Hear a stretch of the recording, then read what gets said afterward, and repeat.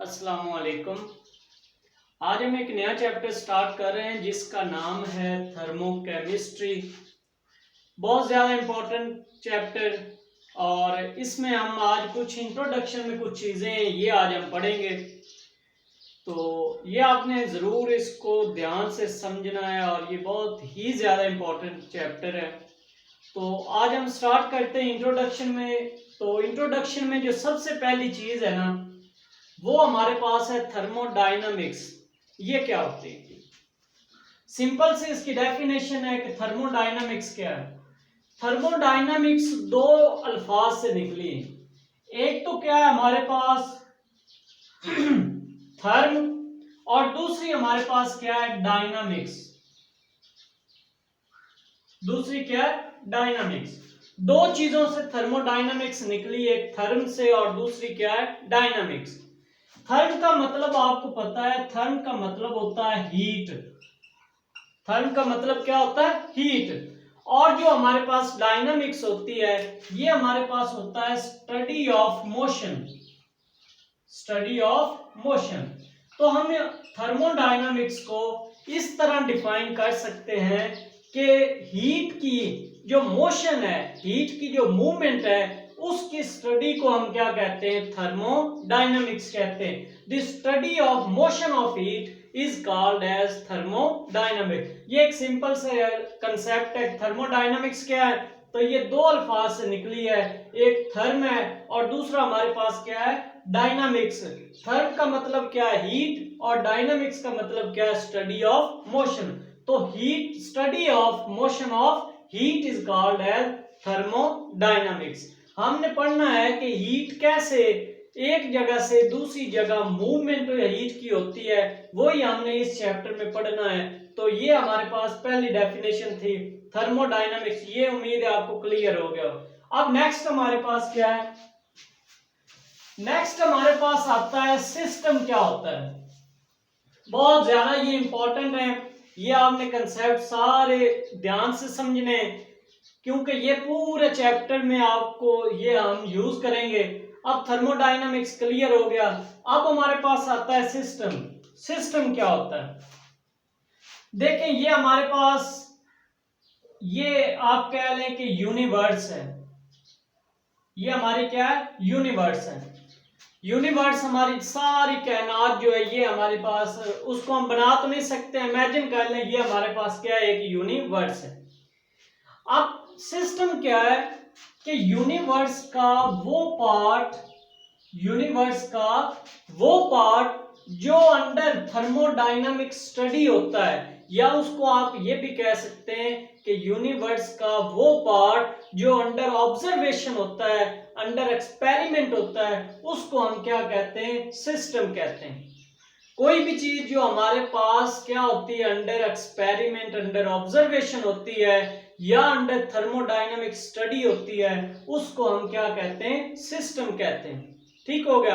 अब क्या है उसके बाद, ये जो सिस्टम के बाहर ये जो सारी जगह है, सिस्टम के बाहर जो सारी जगह है, उसको हम क्या कहते हैं? सराउंडिंग कहते हैं। क्या कहते हैं? सराउंडिंग।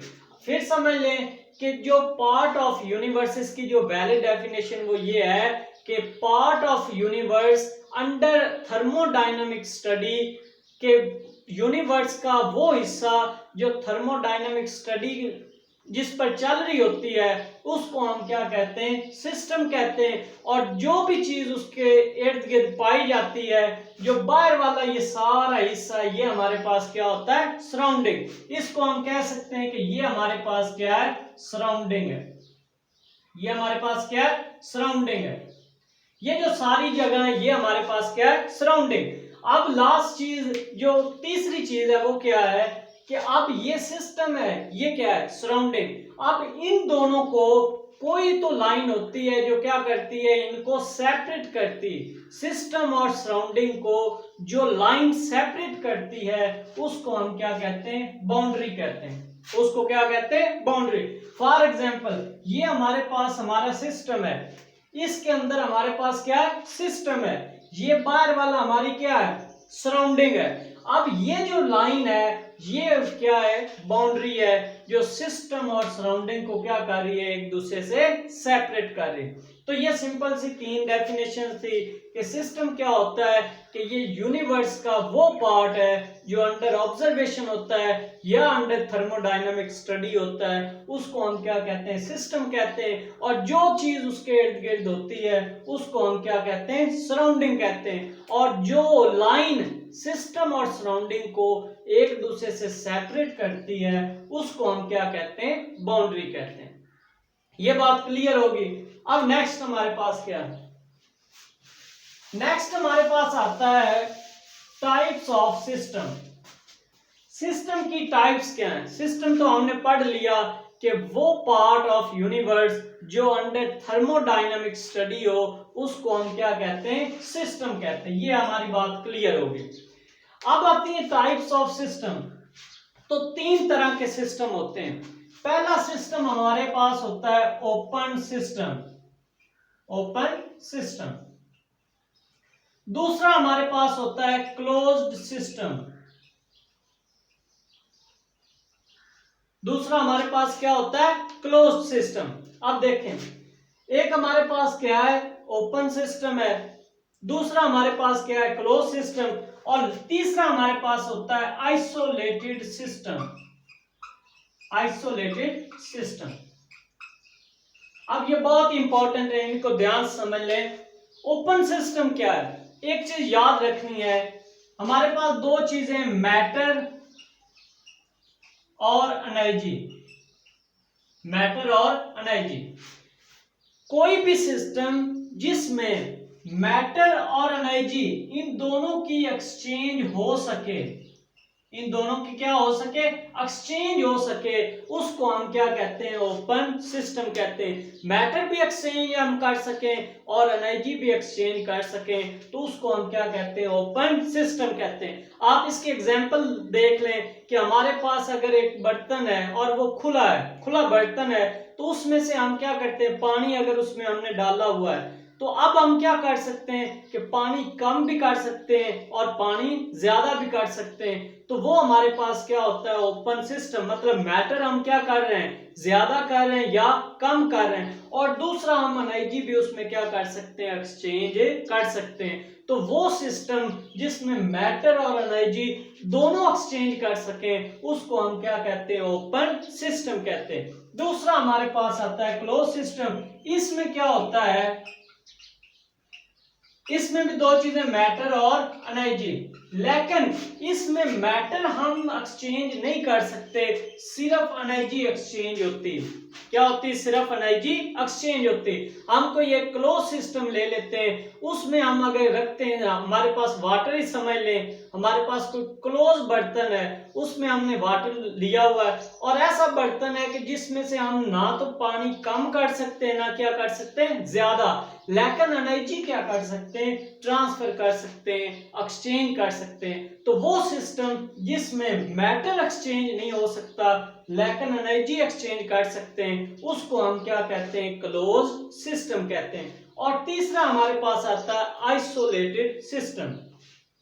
आइसोलेटेड सिस्टम क्या होता है, इसमें मैटर और एनर्जी इन दोनों को हम एक्सचेंज नहीं कर सकते, ना तो मैटर एक्सचेंज हो सकता है ना ही हमारे पास एनर्जी एक्सचेंज हो सकती है। तो इसकी आप एग्जांपल, हमारे पास थर्मोस जो होता है वो प्रॉपरली, ये तो हम नहीं कह सकते कि 100% हमारे पास क्या है, आइसोलेटेड, लेकिन उसको किसी हद तक हम आइसोलेटेड सिस्टम में कंसीडर कर सकते हैं। अगर टोटली आइसोलेटेड सिस्टम हो तो वो चीज तो जो अगर ठंडी है तो वो ठंडी रहेगी और कोई चीज गर्म है तो वो गर्म रहेगी। हम ये कह सकते हैं कि जो हमारे पास थर्मोस है उसको हम कंसीडर कर सकते हैं कि वो हमारे पास आइसोलेटेड सिस्टम है, उसमें ना तो मैटर एक्सचेंज होता है ना ही हमारे पास एनर्जी एक्सचेंज होती है। ये तीन हमारे पास तीन तरह के सिस्टम होते हैं, ओपन सिस्टम, क्लोज सिस्टम और आइसोलेटेड सिस्टम। ओपन सिस्टम क्या है कि जिसमें मैटर और एनर्जी दोनों हम एक्सचेंज कर सकते हैं। क्लोज सिस्टम क्या है, जिसमें मैटर नहीं एक्सचेंज कर सकते, लेकिन एनर्जी हम एक्सचेंज कर सकते हैं। और आइसोलेटेड सिस्टम क्या होता है, जिसमें ना तो मैटर एक्सचेंज होता है, ना ही हमारे पास एनर्जी एक्सचेंज होती है। ये हमारे पास आ गई टाइप्स ऑफ सिस्टम। क्लियर है, उम्मीद है। इसके बाद हमारे पास आता है एक डेफिनेशन है स्टेट वेरिएबल्स। स्टेट वेरिएबल्स ये क्या होते हैं? स्टेट वेरिएबल्स हमारे पास क्या है? अब देखें, ये वो वेरिएबल्स हैं या वो पैरामीटर्स हैं जिनके चेंज होने से सिस्टम की जो स्टेट है, सिस्टम की जो हालत है, वो भी चेंज हो जाए, तो उन वेरिएबल्स को हम क्या कहते हैं? स्टेट वेरिएबल्स कहते हैं। वो वेरिएबल्स कौन से हो सकते हैं? वो टेम्परेचर हो सकता है, वो प्रेशर हो सकता है, वो हमारे पास वॉल्यूम हो सकता है, वो हमारे पास नंबर ऑफ मोल्स हो सकते हैं। ठीक है, तो हम ये कह सकते हैं कि ये वो वेरिएबल्स हैं, अगर इनको हम चेंज करेंगे तो स्टेट ऑफ सिस्टम भी क्या हो जाएगी? चेंज हो जाएगी। तो अगर वो वेरिएबल्स, वो पैरामीटर जिनके चेंज करने से सिस्टम की स्टेट भी चेंज हो जाए, सिस्टम की हालत भी चेंज हो जाए, उसको हम क्या कहते हैं? स्टेट वेरिएबल्स कहते हैं। ये हमारे पास था एक छोटी सी डेफिनेशन स्टेट वेरिएबल्स। अब हमारे पास नेक्स्ट जो आता है वो बहुत इंपॉर्टेंट है, वो हमारे पास आता है टाइप्स ऑफ थर्मोडायनामिक्स प्रोसेस। पहले तो आपको पता होना चाहिए थर्मोडायनामिक्स प्रोसेस क्या है। थर्मोडायनामिक प्रोसेस हमने पढ़ा कि स्टेट वेरिएबल्स क्या हैं, कि वो पैरामीटर्स हैं जिनको चेंज करने से सिस्टम की जो स्टेट है वो क्या हो जाती है? चेंज हो जाती है। और वो कौन से हैं? टेम्परेचर है, प्रेशर है, वॉल्यूम और नंबर ऑफ मोल्स। अब थर्मोडायनामिक्स प्रोसेस क्या है? ये वो एक्शन है या वो प्रोसेस है जो कि सिस्टम की स्टेट को, सिस्टम की हालत को क्या कर देता है? चेंज कर देता है। सिस्टम की हालत को क्या कर देता है? चेंज कर देता है। इसको हम क्या कहते हैं? थर्मोडायनामिक प्रोसेस कहते हैं। कि ये हमारे पास वो एक्शन है, वो काम है, वो प्रोसेस है, जब ये होता है तो ये क्या करता है? सिस्टम की जो स्टेट होती है, सिस्टम की हालत होती है, उसको ये क्या कर देता है? चेंज कर देता है। ये तो होगी इसकी डेफिनेशन। अब इसकी टाइप्स बहुत इंपॉर्टेंट हैं, वो आपने समझनी है।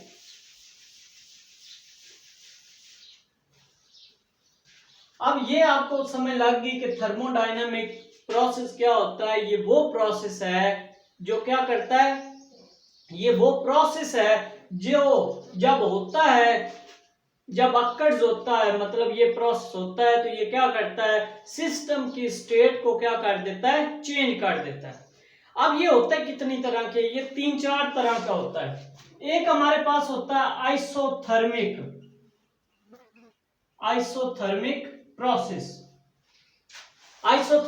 प्रोसेस। अब ये ऐसा प्रोसेस है जिसमें हम टेम्परेचर को कांस्टेंट रखते हैं। टेम्परेचर को क्या रखेंगे? कांस्टेंट। अब देखें, स्टेट वेरिएबल 4 थे, टेम्परेचर, प्रेशर, वॉल्यूम और नंबर ऑफ मोल्स। लेकिन ये वो प्रोसेस है जिसमें टेम्परेचर को तो कांस्टेंट रखेंगे, बाकी जो मर्जी चेंज कर लें, प्रेशर चेंज करें, वॉल्यूम चेंज करें, नंबर ऑफ मोल्स चेंज करें, लेकिन ये वो प्रोसेस है आइसोथर्मिक प्रोसेस, वो प्रोसेस है जिसमें हम टेम्परेचर को क्या रखते हैं? कांस्टेंट रखते हैं।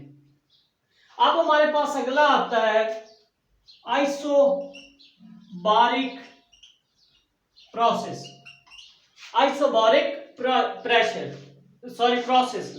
ये वो प्रोसेस है जिसके अंदर हम प्रेशर को क्या रखते हैं? कांस्टेंट रखते हैं।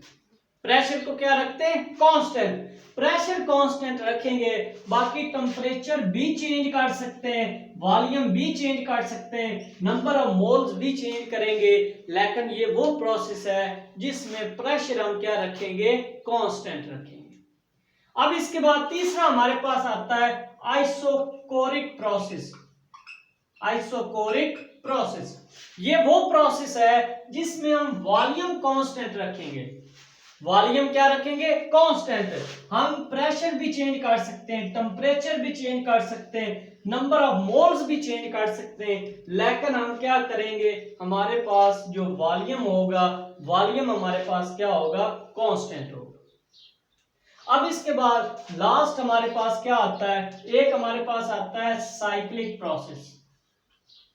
साइक्लिक प्रोसेस ये वो प्रोसेस है जिसमें क्या होता है कि जहां से जो स्टेट ऑफ सिस्टम की चेंज शुरू हुई थी, या जो प्रोसेस था जहां से शुरू हुआ था, वहां पे क्या हो जाता है, एंड हो जाता है।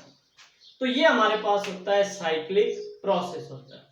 तो ये उम्मीद है ये एक छोटा सा टॉपिक था, ये आपको समझ लग गया होगा। अगर फिर भी नहीं समझ लगी तो काइंडली आपने जरूर बताना है। Thanks for watching and Allah Hafiz.